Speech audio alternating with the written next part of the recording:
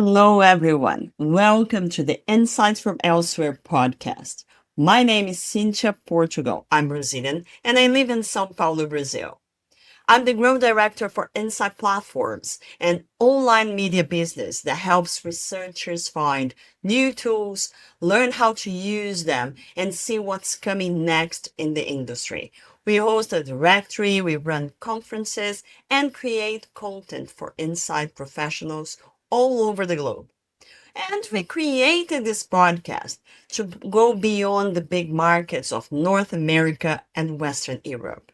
We want to talk to insights professionals around Latin, Asia, Africa, and elsewhere to find out how they are doing business, what's their experience with technology, how they influence back headquarters with local nuances, and how they work with different countries and cultures. Today, I'm talking to Pratik Sharma. He is born in India, but he spent the last 20 years living in Germany.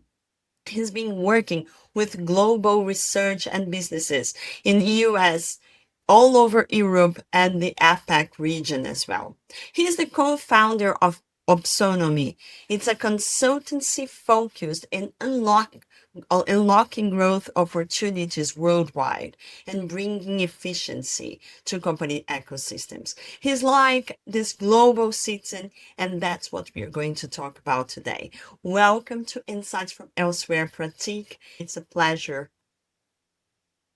It's my pleasure, Cynthia. Thank you for having me over. And thanks for the great introduction. Let's start with that if you want. I'll leave it with you, but it's exciting. Yes, talk to me about how it is to be a global citizen and why you call yourself that. It was an easy term that I could pin on myself because of the simple reason that, out of India, about almost 20 years back into Germany.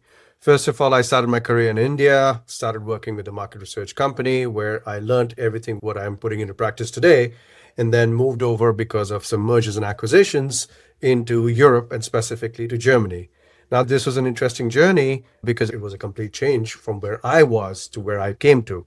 So there was a big change in my life, in my family's life. It was a huge adjustment, understanding, being creative about things, learning about things every day.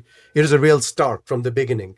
So it was a good start. I would say I was not too young when I moved, so I cannot say that I was like a sponge that I adopted everything. It took me a while to adapt to those things and learn about those things because culturally there are so many differences. Culturally there are so many barriers, so many. Let's take an example of language. The language was completely different. Did I know anything about German? No, I didn't. Was it easy for me to understand people? No, it wasn't. But were people adaptable to German and English? Because this was always a misconception where you begin, where you think, okay, you come to Germany, people are going to be like, oh, I'm sorry, I'm not going to speak to you because you don't speak German. And that's absolutely a wrong concept because people are very helpful, very adjusting, accommodating, and they have been extremely outwardly towards you to help you out to understand not only the language but also the business. Um, so when I moved, it was of course 2006, which was a long time ago. Things were different, and now they're different. Why I call myself a global citizen is because I didn't end there. Because then I started looking after European teams, and when you talk about Europe in itself, is a huge continent which is having so many different countries, right? Yes. So if I cross the border from where I am today to even Austria, things completely change. The culture changes, the people change, the language changes. It is very different. So it is how you adapt to those different cultures, those different countries made me who I am today. And then, of course, my extension to the US, my extension to APAC was always so much beneficial where I could collect this huge richness of experience. And that's why, hence, I gave my name as a global citizen and not just a single citizen of a specific country. So that's the nutshell of how it all began and how it all multiplied to. That's amazing. And well, what's been your journey when you think about work and market research and sites and consultancy? Talk a bit about your professional journey and how all these changes fit in during these changes. The time when we started market research, at that point of time, I started with market research in 2003, which was in India. things were totally different, right? We had just started developing or understanding the meaning of market research, the online part of it, when I'm Yeah. saying. Online was coming in, getting introduced, online was growing, online was getting popular, but it was developing. So we were being at the right place at the right time Yeah. because we nurtured ourselves along with the changes and along with the growth. It was like an era which kind of grew with us, and that was brilliant. Let's talk about India. When I moved from India to Germany, market research in itself was different because of the penetration, because of the different, I would say, strategies, the different kind of adoption of the cultural kind of nuances were very different. The studies were totally different. But it was whenever when I was in India as well, it was not that I was doing projects in India, I was doing projects in the US. So the US projects were also very different from the European projects. It could be sports, sports could be a different focus of sports, it could be baseball versus football. So it could be the differences in all those kind of things where the differences were very strong. But adapting to those changes, adapting to and understanding those kind of requirements were very different. I would give you an example. Like if I was to say in Germany, I have a project running and that needs to finish at 1800 hours on the, let's say, 13th of March. It has to finish on the 18th of March at 1800 Okay. hours. If it's the US, it could be like, no, let's get some more completes till 1930, 13th of March, and we will get more completes and let's finish that project then. That's the difference between how you try and discipline yourself in different cultures. And my I would say my fortunate self was the advantage was when I was looking after Europe, I had to change my timings according to each country. So I was looking after different countries. It was France, it was Germany, it was Romania, it was UK, Spain. So it was like different countries were reporting into me, and I had to look after every country in a very different way and react to clients in very different ways too. Now, that's where comes in the more complex part, how you deal with your clients too. It's not only about delivering projects, it's how you deal with your clients too. A UK client could be, yeah, Pratik, don't worry about it. This can be done tomorrow. We'll get it done. Don't worry about it. A German client is, why isn't it done? You know, the difference. Yes. So it is always how you adapt. And I would thank my basic background from being from India of being that accommodating person, of understanding and adjusting to the environment. It really helps me a lot. Like you're a Brazilian, you know how warm you guys are, and you get more personal with work as well. So you try to bring out those kind of differences into your work and adapt to it. It really helps you understand the business. So every country, again, like you said, from the work perspective, there was a lot of adaptation. The type of journey was very different in different countries and in different regions. It was very different. Asia is totally a different market, which I was very fortunate to spend about 3.5 years just recently working with the Asian in Japan specifically. They are, as I call the Japanese, as the more polite version of the Germans, and in a very positive way because they are like very strict, very straightforward, very clear about things, but they can be very polite about it, whereas Germans are very direct about it, which is not a negative, it's a positive because it makes you learn that there is a deadline for everything. So I think we are on the same track of what I'm trying to say, the adaptation of business. I don't want to make it very complex about quant studies or qual studies. Let's talk about the human nature because what we're talking about right now is how do the different backgrounds make a difference to your business and to your deliveries. Yes, that's right.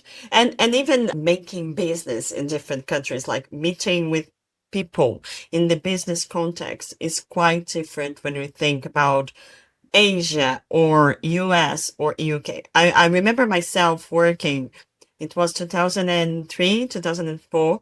I went to UK and I started working at Research International. And I will name company Mhm. and names because I still work with this person, so it wasn't a negative impact.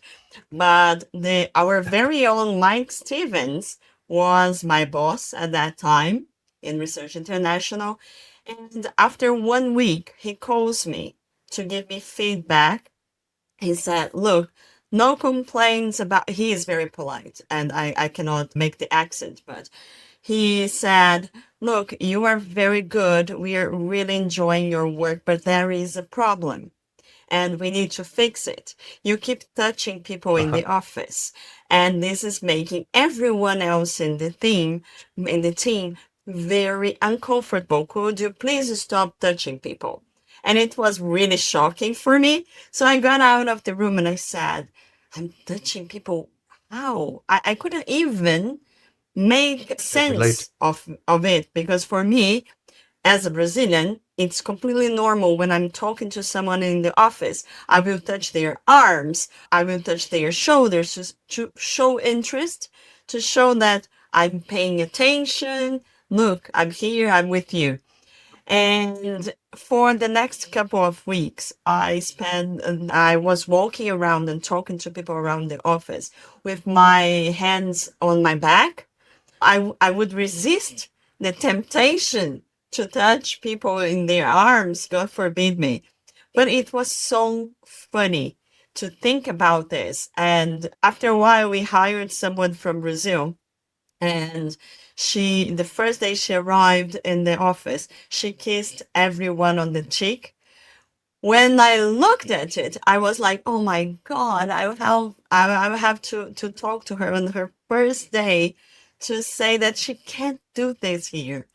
But then I was delivering the message. I was like, look, you cannot do this. You don't touch, you don't kiss. You look and speak. That's it. Don't touch anyone, anything. And she had the same look I had like 1 year before.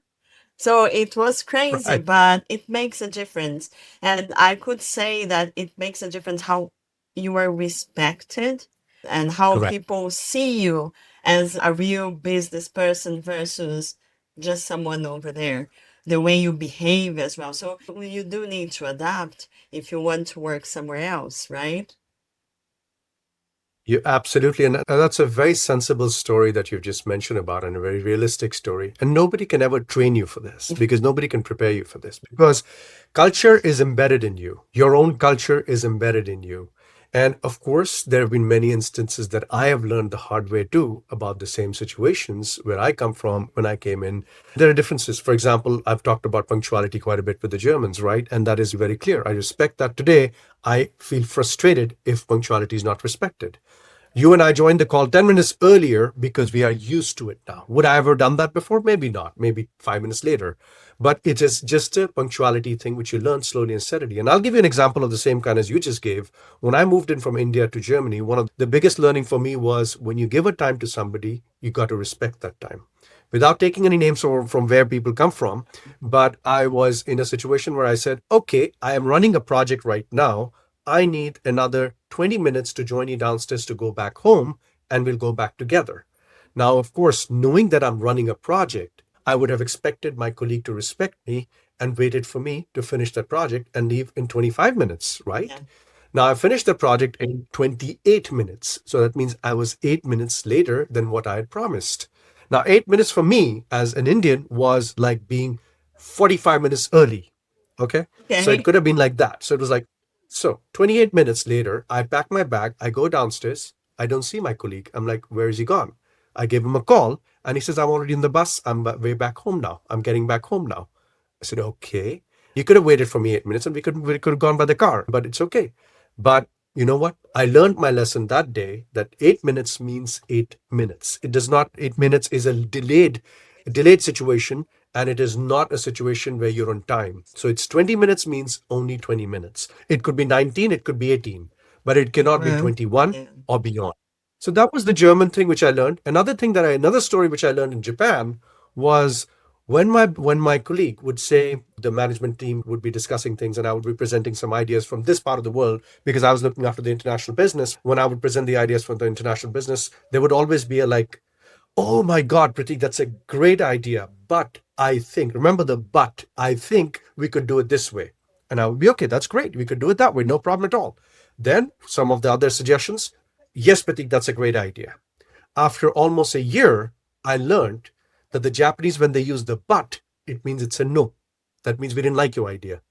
So they can never say a no. So they would be very polite, but use the word, but we could do it this way means your idea is absolutely crap. So leave that idea off. So it took me 1 year to understand that and understand. But whenever they went, that's a great idea, that means that was a yes. So it is again about understanding. And they would never teach me this. It's only over a few drinks that they would talk about it, that Pratik, that's what I mean always. I'm like, oh, thank you for telling me today, after 1 year, that some of my ideas were not adapted and you were not very happy with them, but you told me, but we could do it this way. So it's all about learning how to communicate with people is what is important.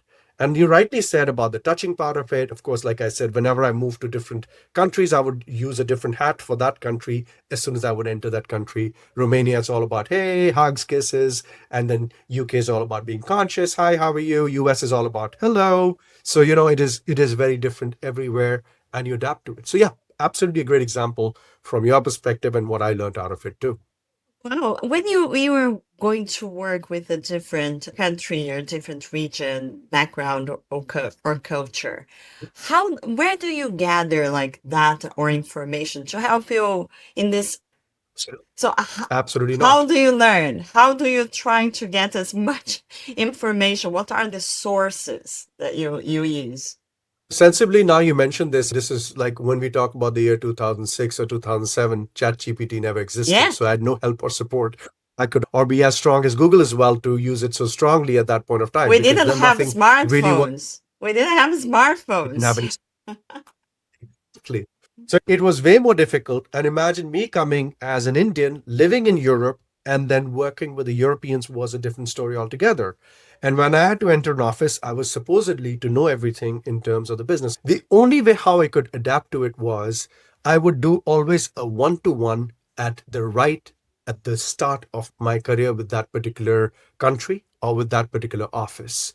My one-to-ones would always be more personal, not about, because in terms of the records, I would always have them on my papers, who they are, what is their background, what have they been doing for the company, what's been their performance. I don't need that. I want to understand their personal lives. And I would spend a lot of time at the beginning, for at least almost, I would say, 3 to 4 days, only talking to people, whether it was a team of 300 people, whether it was a team of only 5 people. We would spend a lot of time on those things. And then, of course, with the core team, I would spend time lunches or whatever, because that would give me a better, relaxed, and a more informal insight into what the cultures are.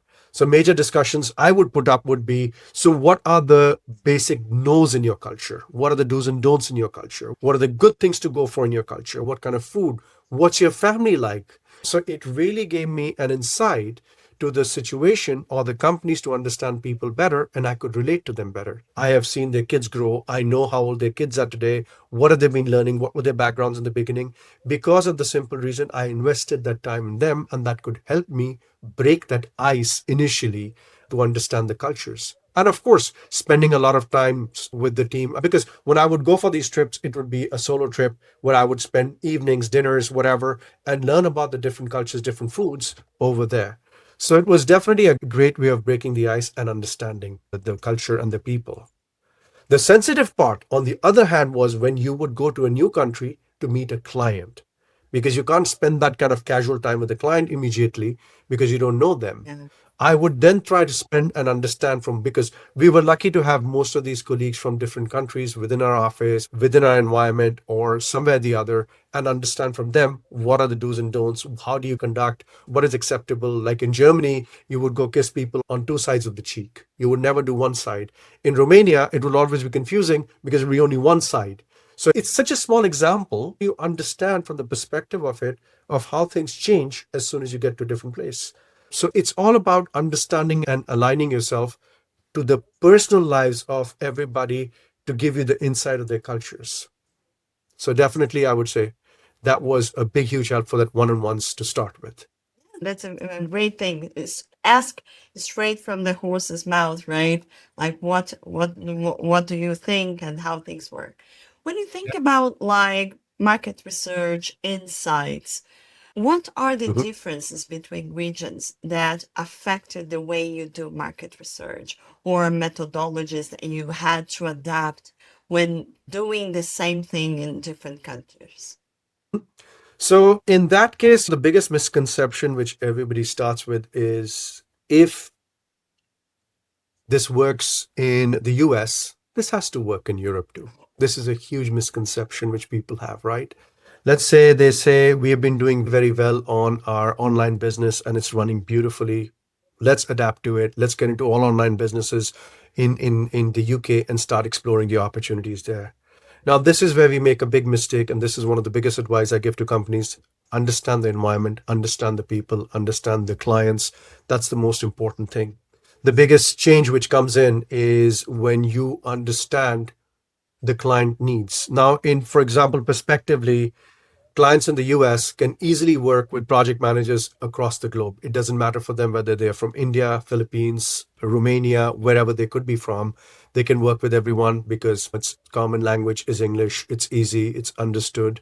And the exposure now, as of today, as compared to when I started my life in 2003, the exposure of people is also much larger, whether they are out of India, Romania, or Philippines. They have traveled abroad, they know what their adaptation to our culture is, and they can communicate very well with clients and with vendors across the globe. Time that was not possible because we didn't have that exposure to different countries. So if somebody told me sitting in India, hey, can you tell me the incidence rate of Dunkin' Donuts?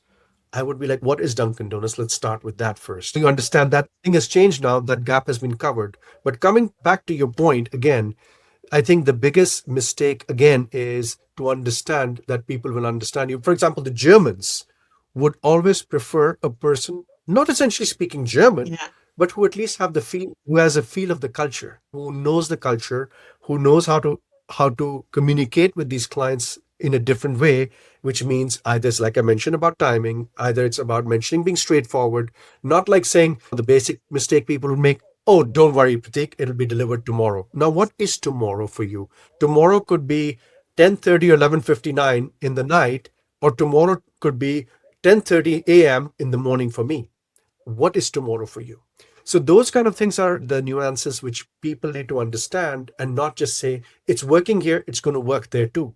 It's like, why do we use an adapter as a plugin when we travel to different countries? It's only because we want to adapt to that culture or adapt to that current and get your things running. And that's the most important thing. We have adapters. That's why we need adapters in our lives too, to understand those cultures. And that's a very basic thing to understand.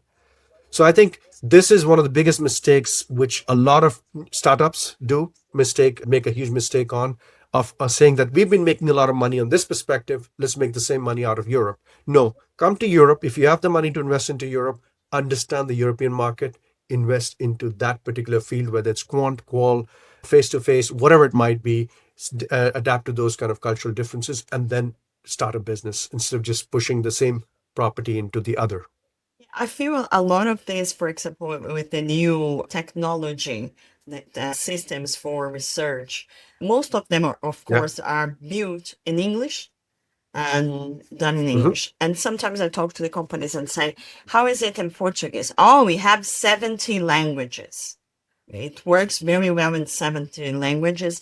When I'm going to test it, it doesn't work in Portuguese because it's not the Portuguese consumers understand. It's a translation from Google translators and whatever, but Correct. it's not how people talk in Brazil. It's not the same references that people talk in Brazil. And neither, because sometimes they say, yes, we do have Portuguese, but when I look into it, it's Portuguese from Portugal, which my name can be very confusing, but I speak Portuguese from Brazil. I've been to Correct. Portugal once in my whole life. I'm not from Portugal. But people think that it's the same, but you don't understand? Okay, I can understand if I make an effort. But we want consumers responding to a survey for you and getting nothing out of it to make an effort? I think the effort is the survey itself, to be honest. So I've seen this hundreds of times, like people saying. And last week I was speaking to someone from Ezomar, and we were talking about this kind of things, like Ezomar conferences in Brazil being in Spanish or English as primary languages.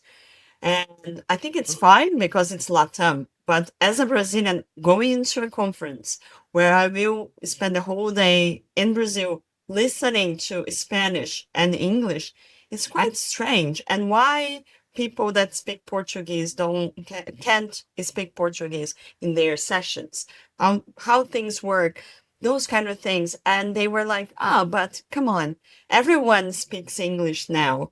And I gave some numbers to base my response. I said, okay, 5% of Brazilians speak English. And from those, 1% is with proficiency, like they can really talk and understand. Sometimes I have to ask people, speak slowly. Let me put subtitles into this because this accent or this person I cannot understand. So we are talking about those kind of nuances that no one accounts for because, of course, Yeah. a lot of people in business roles would speak English, but most of my journey into big corporations like Unilever, JDE, or Ernst& and Young, and even TNS, Cantor, most people didn't speak English. This is a very good point that you bring up because when you call yourself a global citizen or whatever, these are definitely the challenges which you still don't overcome very easily. People think with digital access, with the penetration of so much of AI in the business, things have changed a lot. But like you very correctly said, so there are two formats that you mentioned. You talked about vocal and you talked about written format, right? So there are these two formats are two different things. And again, both of them have a very sensitive impact on the kind of survey you're running and the kind of results that you want out of the survey. Now, a questionnaire could have been designed starting with the US, and everything has been copy pasted in different languages for another market, which would never hit the market properly. Let's talk about a US product, right? Chocolate, right? They're talking about chocolate, which they're talking in a very different way, very effective way, which is a part of their normal life. Everything is that we buy chocolates, that's okay. We talk about that kind of a survey running in the US. You copy paste and send it to India, of course, translated into Hindi, or essentially mostly questionnaires are done in English in India as well. But if you translate literally into Hindi, it's the kind of audience you're looking at. It's the kind of people you're looking at. It's the kind of social level that you're looking at. Are they able to relate to your question in their language, because they have a different meaning out of that question completely, which could have meant, hey, $5 chocolate, I would buy this chocolate tomorrow, yes, no, maybe, whatever. A $5 chocolate could, when you multiply it, becomes a 500 rupees. When you do that, it becomes literally like, nope, I can't buy this chocolate. So it's a no. And then people are going to question, like, why is there such a difference or discrepancy in the data? And of course, it's the country thing. It has to be a discrepancy. There has to be a difference. Yeah. But you have to understand how you ask that question. The same thing if you would have translated that $5 into a 50 rupees, you could have got yes more as compared to the more no's. But if you do a $5, forget it. Very, but the same thing goes with the language of how you ask that question in a different language. And that is very correctly said by you, that it changes the whole meaning of the whole thing. And this is when we're talking about the written format. When you talk about verbal, like you said, only 5% speak English, and then 1% going down to 1%. And so it makes a huge difference if you understand those kind of things. So, till date, for me, it's always very sensitive that we have local translators involved in your questionnaire to understand not only the language but the cultural differences, who will tell you, no, this is a very sensitive question to ask over here, do not ask this question. And this is a very common mistake which I've seen in my 23 years of business, very commonly made, where you ask a very sensitive question in a different country, and that could completely ruin your study or your future with that particular client, for example, This because it's can't, when I was working in Cantor many, many years ago, I had this example. We received this global questionnaire to just apply in Brazil, and it came translated, and no one checked it, just did the questionnaire and applied the questionnaire. When it came back, there were results that were really strange. And then when I looked into it, I was laughing so much because in US, you talk about a pair of jeans, but it's only one pant actual, but it's a pair of, which makes no sense for a Brazilian. And I still struggle to speak this, even if I'm speaking to an American. And then the translation was how many pairs of jeans you own. And I can imagine people thinking, okay, two plus two, or that. trying to make sense of what is a pair of jeans.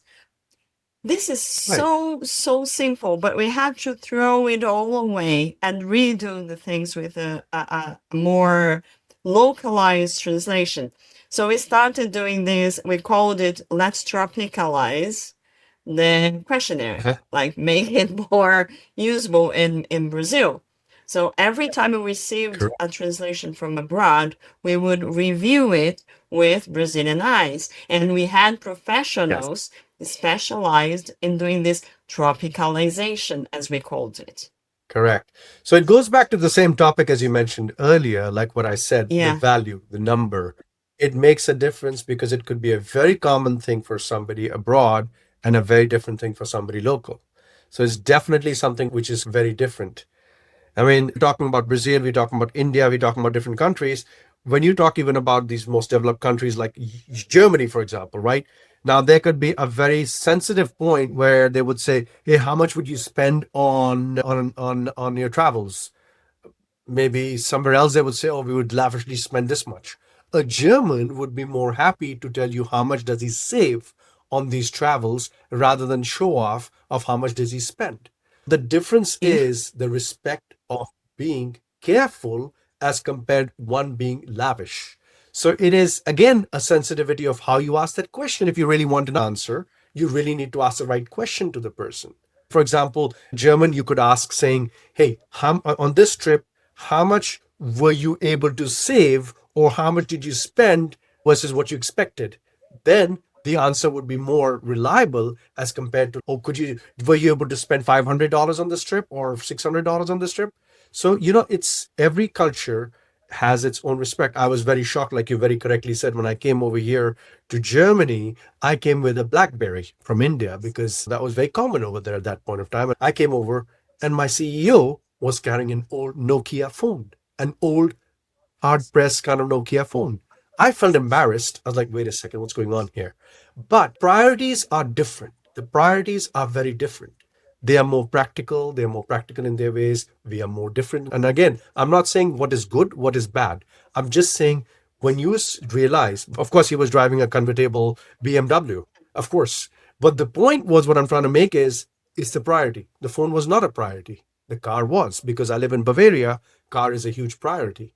So it's what the priority is. So it is all about that in terms of understanding that priority and then designing your questionnaire accordingly. So never say, I can plug this into here and it is going to work. No, it's not. It's no. It's still a blind spot. Yeah. It's definitely a blind. And you said something in the beginning, like even in within Europe, Europe is huge. So different Mhm. cultures. I see the same thing in LATAM. People say LATAM. LATAM is a lot of countries with very different cultures and different languages Very, too. So very true. many times I hear people asking me, how is the weather in Buenos Aires? And I would happily respond, I don't know, you have to ask someone living in Argentina to know about the weather there, Yeah, not in right, Brazil. right. So, but this is something that often happens. But what I also feel, and I would like to take your point about it, large language models and AI in general, it seems like they are trained in more Western examples and more US based examples, English actually examples. And sometimes what we ask the models in Brazil or any other countries from elsewhere, it doesn't feel quite right. Sometimes we cannot ping exactly what is missing, but I feel that okay, this is not quite right. How do you see this? Because you talked that, well, back in the days, you didn't have ChatGPT to ask, okay, how is life Right. like in China or Japan or whatever? So you had to do your own Correct. thing. So how do you see this, even with the large language models today? How do you see these Well, differences? to be Yeah, see, the point is what is AI getting filled with? It's getting filled with your data, right? Yeah. It's only it's a learning technology, right? Whatever it learns, it spits out, right? So it's learning about you. Like when I use my AI, it's very simple. It knows who I am or getting to know me, right? Now, if I don't feed in, my kids start feeding into it, or my wife starts feeding into my platform, it's going to learn about all of us and maybe not focus only on me. Now, that could create a confusion and that could create a kind of difference of opinion in what I'm expecting it to say for me as compared to if I was the only user for it. Now, again, yes, it is dominated. It is dominated at the moment with US, with Western culture. It's pretty strongly dominated, but now it's getting more and more spread out and it's learning more and more about different cultures, different countries. It's the same thing about how we learned, right? Yeah. It's learning more about it. And the output is going to depend on what the input is.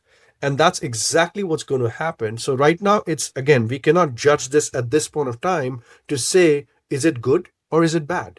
It is still learning. I mean, now you can see the difference I can promise you, within the last 6 months, I've seen a huge difference on the kind of platforms that started coming out 6 months back and the kind of products that are coming out today. That earlier, we were only talking about data quality improvement, repetitive tasks, and this and that. Now, things are moving. We're talking about visualization. We're talking about future trends. We're talking about stocks. We're talking about other things. So it's learning. So I would not judge at this point of time whether it is being a bias or unbiased kind of situation. The more it spreads out, the more it will learn, the more it'll adapt to, and the more it'll give you a better output. Yes, to answer your question, it is biased at the moment, but I am sure this is going to change. And again, I would say the same thing about the fear factor. Oh my God, AI is going to eat my job. AI is going to completely eat my job. It's going to reduce the number of people in the company. Yes, it might happen, but is it going to make you redundant? No, it will not. You will run along with it. Think about, I learned this is not my saying, but this is what I learned again from somewhere where I heard this, which is beautifully said. When the calculator came out, the calculator, and you can Yeah. imagine when it came out, when it people were like, now nobody's going to use their brains. Everybody's just going to use this machine and they're going to go with it. And it's going to be only used for making people brainless. And they will not do any calculation on their fingers or written calculations. Today, we still do the same. The calculator is sitting there. Yeah. I mean, honestly, I still do calculator in Me my hand. too. We still use it, but has it killed any of my intelligence? No, it No. hasn't. It has just accompanied me. It has just supported me. It is just a confirmation thing. We will be always required to confirm what it does. So that is one thing I believe in personally. We will always be supporting it and always be with it because it will require that kind of thing. But it will make my life easier. If I was to multiply 250,000 to something else, I would rather use the calculator rather than start doing it on my fingers. So why not? So this is a very young stage to judge, I would say. Still. I do have I don't think it will eat my job away or make me redundant. On the other hand, I think it can help me do a lot of stuff. So normally what I tell people is, okay, use it. It is biased. It is will give you something off now and then, but Sure. you have your expertise, you have your experience, you can tailor it, you can give your feedback, and it will learn more about other things. But if you just say, I'm not going to use it, and this is what we hear a lot in market research forums, and every like second meeting I go is like, oh my God, let's not use AI. AI is not something we can use. We have clients in Brazil putting in their contracts, you are forbidden to use AI for any part of this project. And things of like this happening all over. And the first thing I say is, look, how many people used Google Maps to get to this meeting today? Everyone, it's AI based and no one is complaining. And sometimes Google Maps makes mistakes and puts you in wrong places, In the direction. Yeah. but it doesn't matter. It's not useful and it's not a good thing. But you still have to make your own judgment. Like, this Right. doesn't look right. This doesn't look good. I will not go this way or that way. So I think it's a lot about what you're willing to learn and how much you're willing to commit to learn more about something different. As your example of the calculator, you still have to think, how I'm going to prompt this? How I'm going to make this calculation? I was with my kid yesterday at the shop and we were buying cat food, and there were like Right. 4 kilos pack, and a 10 kilos pack and the prices. And I looked at them and I said, okay, hang on. The smaller seems more cost efficient. And then my son was Right. like, how do you know? Ah, I'm dividing the cost per kilo, etc. And he was, oh, I was doing a different calculation in my mind. He was doing it completely different. He was like trying to understand how much, like 4 kilos more 2 kilos, and adding the prices. And I said, oh, that's an interesting thought. What I did was Yes. divide the price of four, like the total price by four and total price by 10, and see which one is Correct. more expensive. Which is But okay. it still requires your input somehow, how you're going to use the calculator in the end of the day. And you very correctly, what a good example you gave about the calculation. You gave a great example about Google Maps. Google Maps is going to guide you and take you. It's so much more convenient. Even on my regular routes, I would still use Google Yeah. Maps because I don't want to put my head into it, right? I would rather focus on something else than try to say, wait a second, I had to take that right turn. I remember I should have taken that right. Oh, I forgot. Why? Why would I strain my head? Why won't I let the car tell me where I should go? So I think it's a very practical way of looking at the situation when you say that, then you use your mind, wait a second, I don't think this route is good today because I remember it was blocked the other day. I shouldn't take this route. And this should be your intelligence that should act in. Usually that also gets updated on Google Maps, but sometimes it doesn't. So that's exactly what I would say is the fear factor should be there, but not to the extent I don't want it thing. Yeah. I would say it is definitely, you cannot run from it. When we became, as a market research, when we became online, immediately things were, nah, this data is not correct. This data is absolutely not correct. We still do not believe in online business. It took us a long time to convince people online being dependable, more reachable, more adaptable, much cheaper, and it took a long time to give those reasoning for an online to begin. Then came the big data, right? Then came the synthetic data. So everything kept growing on things that we could use this huge amount of data that we collect every day over Facebook, Instagram, whatever. We can use all this data for our analysis. We don't even need to interview people. But is it really dependable? Is it really something that I can rely on? It is all about evolution, right? It will be there. AI is there. You need to learn about it. You need to flow with it. If you don't, you'll be left behind. That's another disadvantage, right? You'll be left behind, but you could always, again, I'm not saying for people who don't believe in it are wrong. I'm just saying those people then should believe in what they do and stay as a niche. They should make a niche of their own and say, we are going to be the ones who will correct or agree or disagree with the data that comes out of the AI because we will justify it.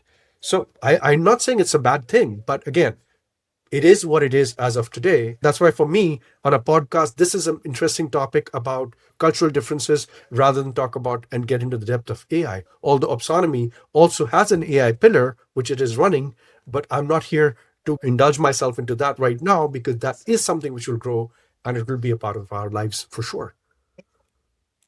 Completely agree. Talking about that, what do you think are like thinking about not just AI, but most recent trends in data, in analytics, etc. What are the really tangible benefits and what are just hype? Like just feels cool and amazing, but when you don't really use it. As far as it depends on what you want to, at this point of time, you have to be extremely sensitive of what you're putting your hand into. When people talked about, we've done a great job with data quality control with AI, right? Yeah. We've done a fantastic. Now that's done and dusted. Now, if I still try to continue with the trend, when you say what should be like, oh, maybe I shouldn't do this, I would say that is one of the things because that's been exhausted and that's been done to an extreme length where people have really detailed it out pretty well, but people are still getting into it. Like, oh, what are you guys developing on your AI? Oh, we're doing data quality, but there are 45 other tools that are doing that. Why are you getting into that? Oh no, we're doing it slightly different. No, end result is quality has to be controlled. That's all there is to it, right? Yes, there could be a few more additional steps of looking into some more different angles of a data and saying that this could be better or whatever. But coming back to the same situation, let's think about something which is more basic and creative, I would say. Yeah. You know, our industry is full of surprises. Our industry is full of things where you can do so much more. And I'm not saying like you need to only stick with AI, but there's so many other things you can look into as well. Like I said about an example right now, if you are a researcher and you do not believe in synthetic data, you do not believe in AI, you don't believe in all these things, believe in yourself.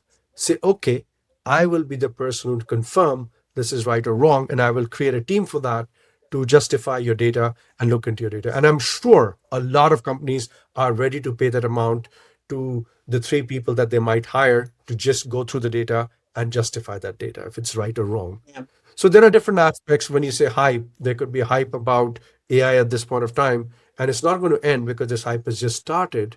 But the point is, again, in AI, the division, the subdivisions of what you're investing into AI is a very sensitive point for sure, according to me. Yeah.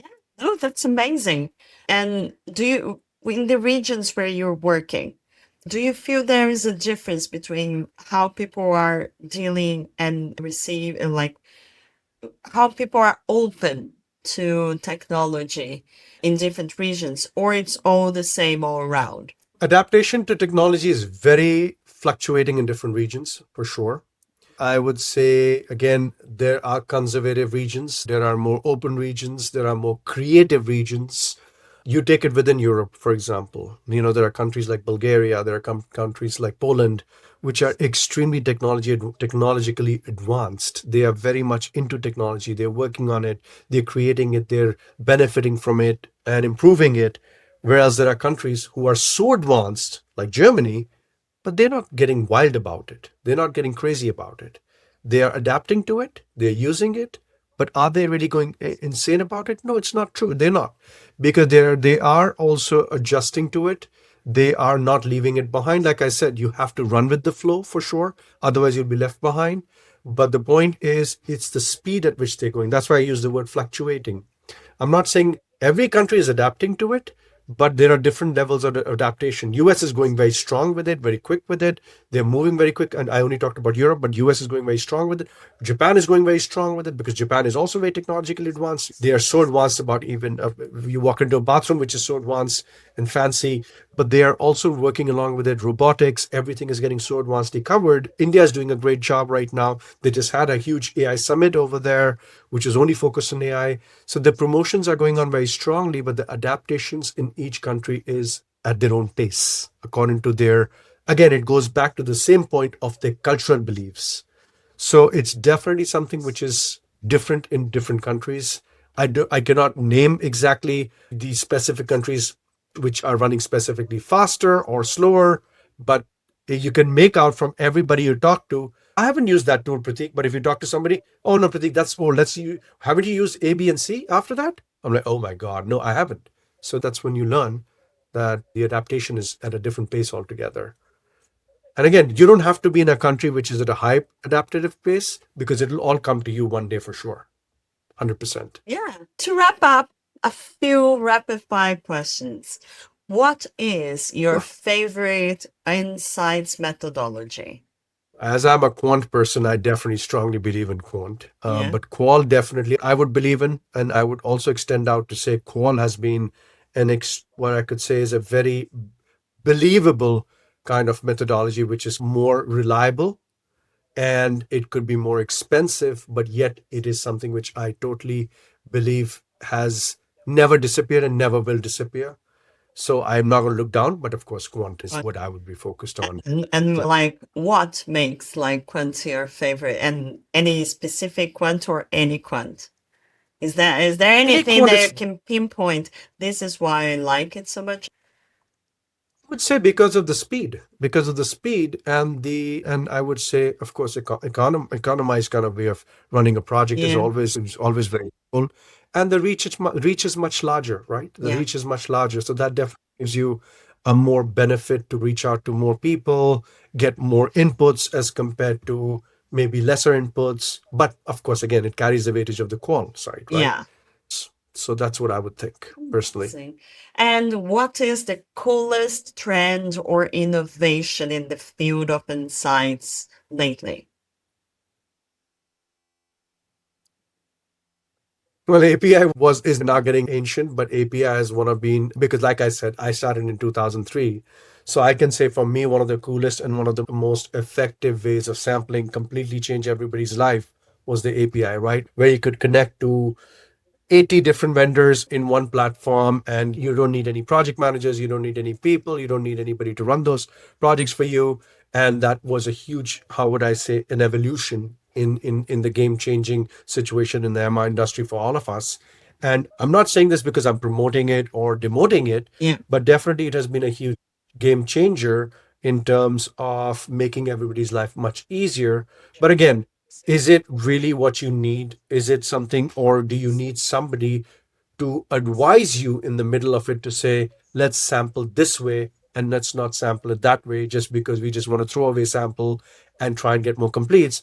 We should intelligently sample this. And that's again where I would say our company fits in also very strongly, because we believe in the concept of it, but we also believe in adding value to it. But a big change, as I would answer your question, was one of the big changes which I saw. And again, it's not the most advanced technology at this point of time. I think it's getting ancient now. But I'm a guy who's from the river sample days, right? There was a different world altogether that I lived in. So when the river sample came, it was already a big change for us. And then Okay. we quantified it in a more beautiful way of making it more effective and efficient. Self-service platforms is definitely something which always helps me to say, okay, things get easier. But efficient, I don't know. I don't want to conclude on that. No, that's amazing. And what would be your one piece of advice for newcomers, like people just graduating today and enter in the market? My biggest piece of advice to anybody entering this market would be, do not believe only what you learn from others. Try and experiment, try and get more bolder, try and get more, because try and get more experimental. Because the thing is, being a dinosaur myself, you've been there in the industry for so long. I'm not going to dare to call you a dinosaur, but calling myself Yeah. a Call dinosaur in the it industry. myself. So calling ourselves dinosaurs and saying we can embed or we can share that knowledge with everybody new coming in and they can learn. There's so much more available right now as compared to only the experience we have gained. There's so much more in the industry as well that one can learn from AI. One can learn from the perspective of it being experimental. Be more bold enough to ask questions in and cross question people who've been there for long, not to follow the same track always, try to create your own track. I think that is one thing which I thank myself that I did dare to do that sometimes. Of course, I was fired or I was out of things because of that reason. Many times it was in trouble. I was in trouble. But that's what I believed in, because once you start believing in that and understanding that, you would understand this industry much better, because there's so much more to explore in this industry and learn from in this industry. Don't restrict yourself to your regions alone. Don't restrict yourself to your own kind of company alone. Don't restrict yourself to your own business alone. There's so much more to learn outside your own comfort zone.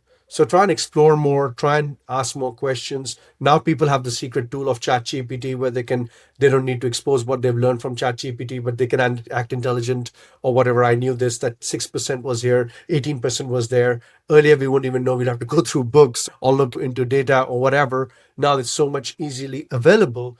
Use that to your benefit, but try and learn more from the global experience as well, because that's how we started this chat. Try and be more exposed to the global world of what they're doing, how they're doing it, and question everybody and try and learn more. And just don't feel shy. That's all I can say. Don't feel shy about it. Be more open to it. That's, I think, one of the most important things to learn at this point of time. And never try to explain to your parents what you do, because till date I've never been able to explain that, Yeah, I because it's the haven't. toughest job. It's the toughest job we do. At some point, my parents were telling other people that I was a scientist. There you go. But Why? Ah, because, research. If you look, researchers use like this white coat and do experiments. You don't do that? No, I don't. that's perfect. That's one of the first times I've ever heard that, but that's brilliant. Thank God my parents didn't call me an astronaut, but definitely they have no clue what I do. They only know I do something. But that's one of the toughest things in our industry, which is easy, very difficult to Yeah, it explain. took And when like no, go ahead. It took a For example, my kids understood a lot about what I did during the pandemic, working from home, because they were watching what I was doing. And then it became true. much easier because before they would tell their friends at school things like, I think my mother does coffee at a company. And I was like, why did you Ah, say that? Because you work at a coffee company. So, and you like coffee, and at home, you do this gourmet coffee. So I think you work doing coffee, making coffee, actually. brilliant. So It it's very makes, into the it makes so much sense. scientist maker, scientist and a coffee maker. See the vision, right? The different looks people have about the whole thing. And another thing which we can never explain is how did we fall into this business of market research? Because nobody ever trains for this. It's just you It's an just fall into it accident. and never. It's an accident. It's an always. I've never met anybody who would say, at least from my era, to Yeah. say, "Oh, wanted to be a market researcher."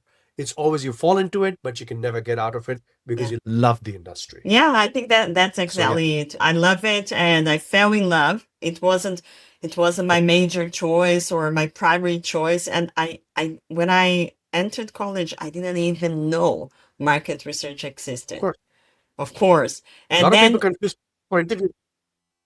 market research for me was someone that would be on the streets with this paper asking questions. It's always the same thing. No, no, I'm just saying it's always the same thing when people Yeah. come for an interview. Oh, is this not about marketing? No, this is nothing to do with marketing. No. Market research, marketing, two different things. So yeah, Yeah, that no, happened. great, absolutely. Thank you so much, Pratik. That was awesome. It was really interesting to learn more about you and the global citizen understanding of things and how to behave yourself in different countries. I think that's what the podcast is about. So thank you very much for being part of this podcast. Okay. Today we talked to Pratik Sharma. He is from India, but he's been living like for the past 20 years in Germany and working all over the world in US, Europe, APAC, in global business with research and stuff. So he gave a lot of perspective about how he learned about these countries, how he understood the culture further to be able to actually do business right in those countries. It was an amazing interview, Pratik. Thank you so much for sharing so much. Thank you so much, Cynthia. Take care. You too, and stay tuned for the next episodes and subscribe to Inside Platforms to get all news about the industry directly into your mailbox every week. Bye bye. Thank you.